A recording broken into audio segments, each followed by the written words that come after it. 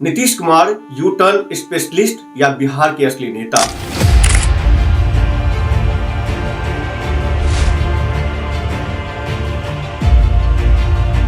बिहार की राजनीति में कोई चीज अस्थायी नहीं है सिवाय नीतीश कुमार के यू टर्न के।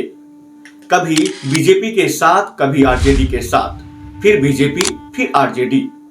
नीतीश कुमार की राजनीति किसी रोलर कोस्टर से कम नहीं।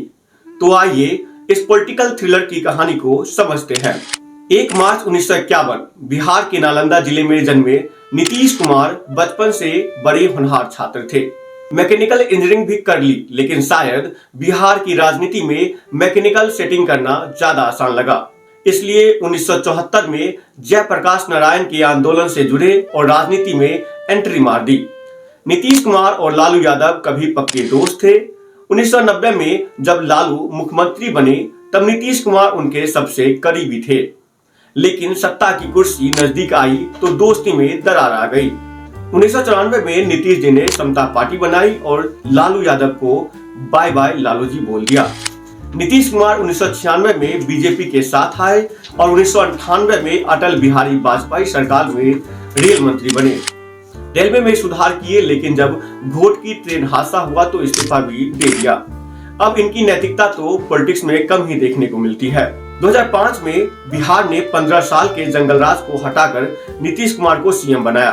सड़कें बनी, अपराध कम हुआ, स्कूलों में साइकिल योजना आई और बिहार को एक नया चेहरा मिला।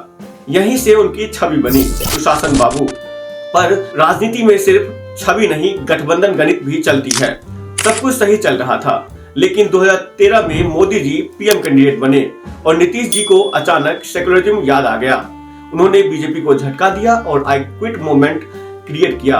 अब बिहार में बिन बीजेपी की सरकार चलाना मुश्किल था, तो 2015 में वे वापस लालू जी के पास चले गए।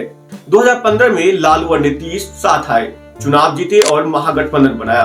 पर 2017 में जब तेजस्वी यादव पर सीबीआई का शिकंजा कसने लगा तो नीतीश कुमार जी को अचानक नैतिकता की क्लास लगा दी। भ्रष्टाचार से समझौता नहीं कर सके और फिर बीजेपी के पास वापस चले गए। लेकिन 2022 में एक और ट्विस्ट आया।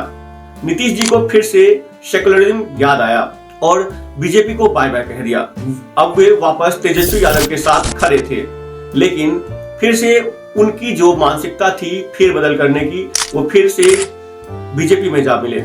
अब सवाल ये उठता है कि क्या वो फिर से पाला बदलेंगे? 2025 में क्या वे 8वीं बार बिहार के मुख्यमंत्री बनेंगे या कोई नया यू टर्न लेकर फिर सबको सरप्राइज कर देंगे? बिहार की जनता को अब आदत हो गई है, क्योंकि नीतीश कुमार जहां वहां पाला बदलने की संभावना 100%। नीतीश कुमार की राजनीति का एक ही नियम है, no permanent friends, no permanent enemies, only permanent interest. अब देखना दिलचस्प होगा कि 2025 की ये पॉलिटिक्स मैजिक ट्रिक किस ओर ले जाती है।